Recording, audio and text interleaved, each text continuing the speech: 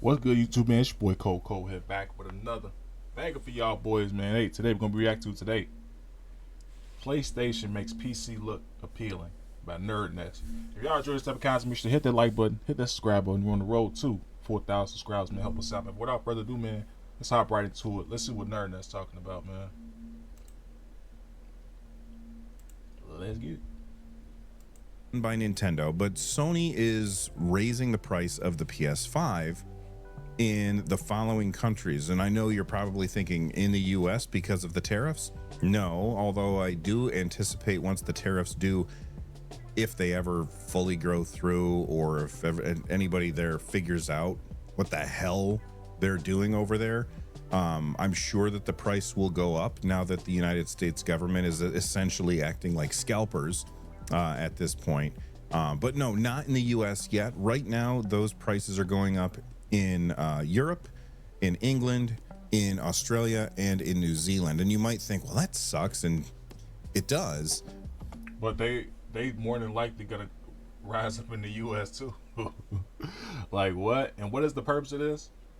I think it's because they feel like since Nintendo can charge $80 to $90 games, Sony got right on the here and said, "Oh, we finna up the price to the PS5 some more and PlayStation Plus."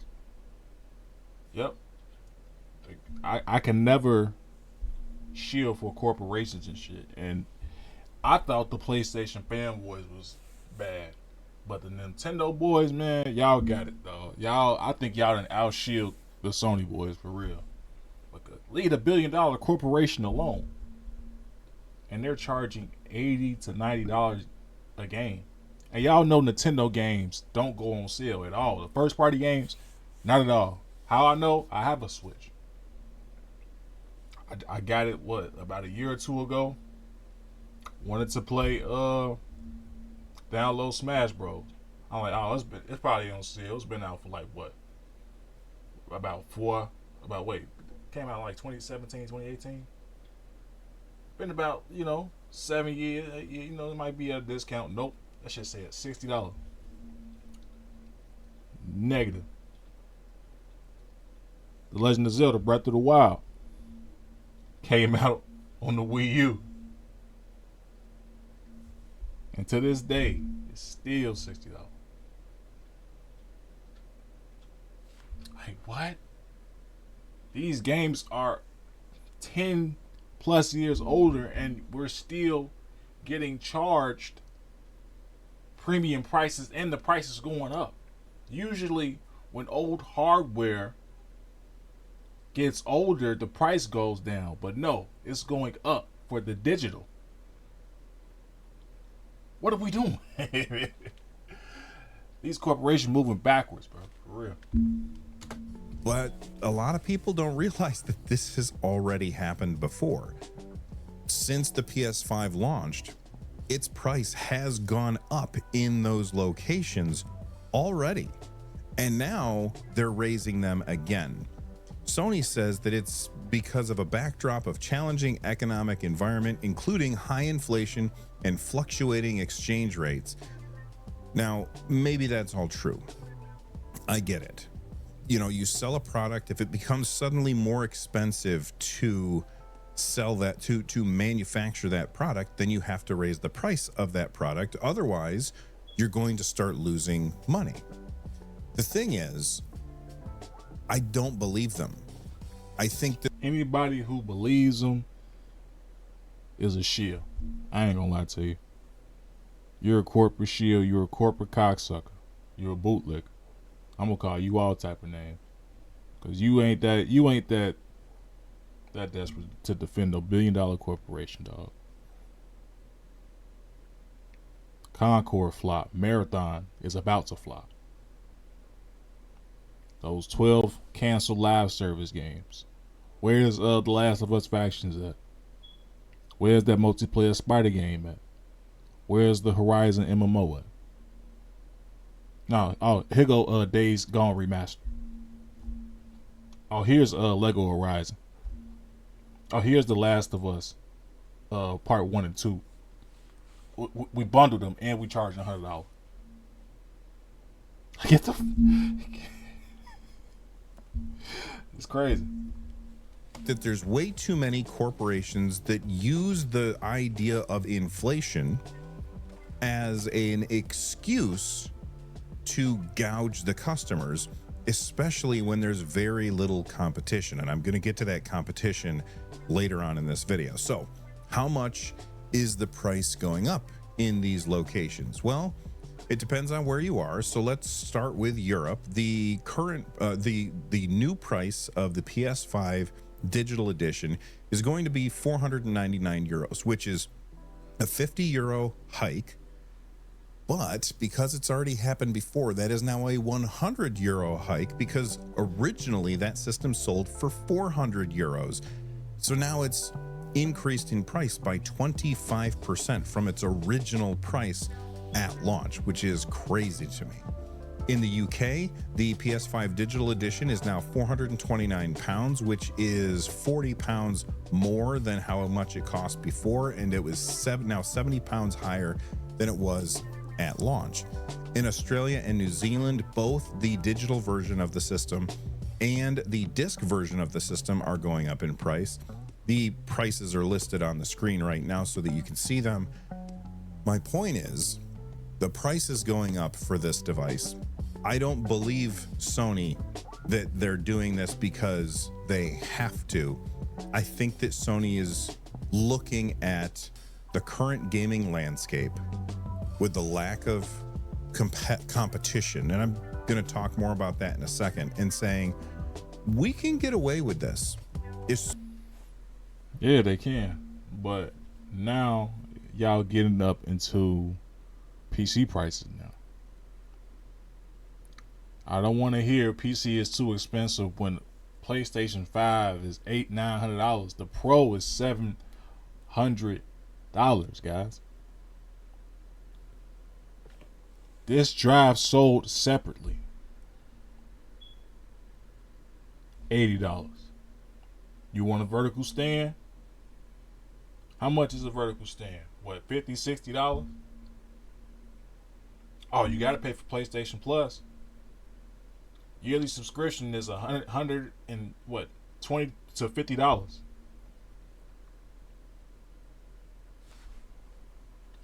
Games, $70, $80. Y'all getting up there with PC prices now. So what is the excuse of you just not wanting to build a PC? Oh, it's convenient. You can hook up your PC to the TV if you want to sit on the couch, guys. It's hella YouTube tutorials on how to set that up. It's getting too close to home now for y'all to keep defending why the PlayStation is better than a PC when it's literally the PC is better in any way, bro. Every way possible. Free online. Backwards compatibility I'm talking about from PS4, PS3, PS2, every PlayStation game you could think of is on here. I can keep going on and on. Y'all done heard this too many times on the benefits of PC. So what is the excuse now from these price hikes now for y'all not to want to get a PC? Let me know in the comments. Especially with Nintendo pissing everybody off with $80 priced games. But guess what? I'm sure that we'll see $80 games on PlayStation sooner rather than later. Now, I'm sure that there's some of you sitting there thinking, oh, thank God I bought my PS5 when I did, so I don't have to deal with these price increases. But I've got some bad news for you. Depending on where you live, you're still going to get price increases if you use their PS Plus, which you have to if you play any online games. And if you don't play any online games, then this is not going to affect you. At least not yet. I'm sure that they'll find some way to increase your prices at some point, especially reflecting Nintendo's $80 price structure for Mario Kart World. We're going to see the same thing on PlayStation, like I already said. But Sony sent out an email to their Canadian customers saying, hey, we are raising the price of Canadian PS Plus, our subscription service. And it feels to me like they're saying, it's like Darth Vader saying, I've altered the deal. Pray I don't alter it further. Well, they're going to alter it further, because that is exactly what they keep on doing. All of these companies, PlayStation, Nintendo, Xbox, Netflix, everything that you subscribe to keeps increasing the price or taking things away. And it's freaking awful. Now, what's their justification? Here's what Sony says. This price adjustment will enable us to continue bringing high quality games and benefits to your PlayStation Plus subscription service. Gee, thanks. Bullshit. Bullshit. That's corporate greed talking, guys. While y'all keep shilling on Twitter. I don't know. Like, I subscribe to PlayStation Plus because I want to play online. I don't subscribe to PlayStation Plus for the extra games that they give me, because most of the time those are games that I've already played, or I don't find them particularly interesting. This month, however, is a huge change from that, because Blueprints is on both PS Plus and Game Pass, and I am very much interested in that game. But that's for another time. We actually talked a bunch about it on the most recent episode of the Nerd Nest podcast. All right. So how much are the prices going up in Canada? Keep in mind that these are Canadian dollars, and you can convert them to your currency on your own. PlayStation Plus Essential 12-month subscription is $110 now, Canadian. Previously, it was $95, so it went up 15 Canadian dollars. If you go with Extra, it's now $190, which is up from $155. That's a huge increase. And then if you are a PS Plus Premium subscriber, that has gone up from $190 Canadian up to $225. I remember the yearly subscription used to be $60. How times have changed, guys. We still shilling on Twitter. Like this corporation is just treating us fair.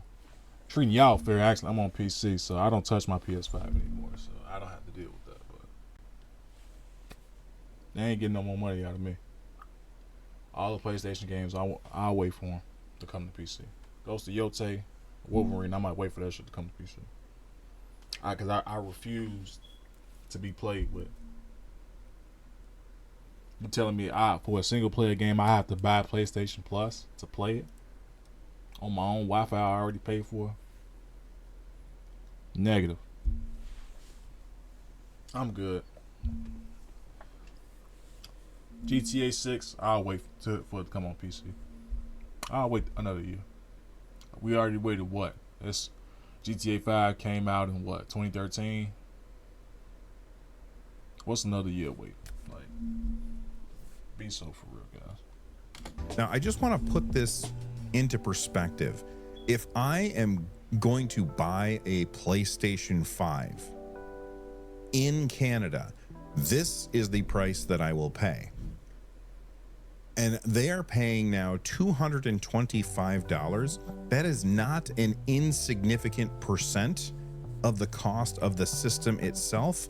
And they're going to be paying that every single year, but not really, because they'll probably be paying more next year when Sony raises the price again. I've said this a million times. I always get people pushing back on me. If I sign up for a service at this price, then I should be able to keep that price as long as I stay subscribed to that service. If I leave and then come back, my price goes up. Why would companies do this? Because it incentivizes people to not cancel their subscription, even if they're not really using it, because they know that they're going to get hit with a big price increase if. Speaking of that, YouTube just raised the price of YouTube Premium too. They got one more time to raise that price, and I'm gonna start using the ad blocker browser. I'm not even playing. They canceled their subscription.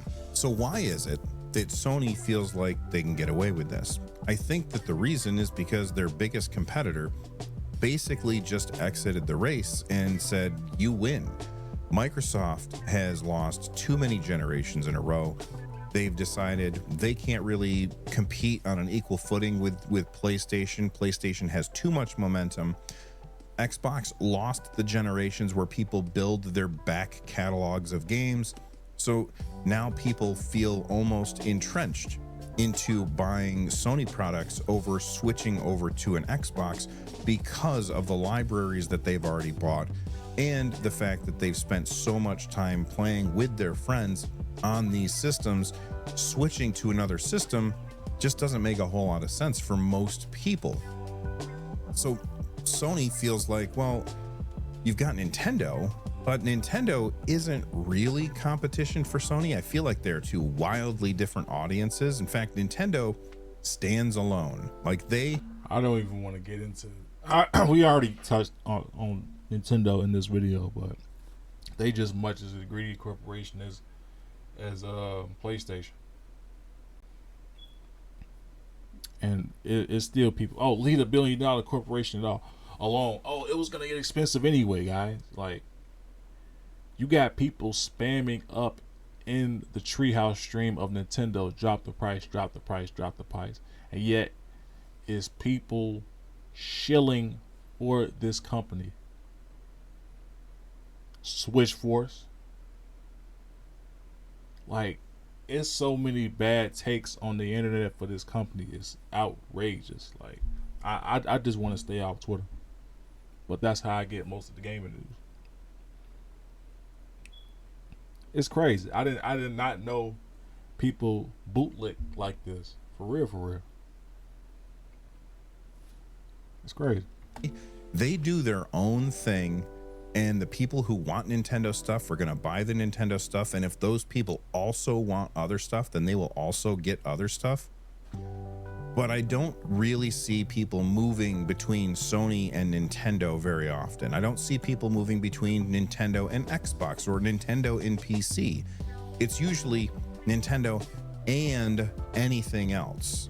That's usually how it goes, which is why Nintendo sold close to 160 million Nintendo Switches and why they feel confident with the Nintendo Switch 2. So with Mike, I hope that shit flop. I hope it does. And again, it's not the price of the console that's the problem. It's the price of the software that's the problem, guys. Keep it honorable. But if y'all enjoy this type of content, man, you should hit that like button, hit that subscribe button. We're on the road to 4,000 subscribers, man. Thank you guys so much for watching. Y'all take care, man.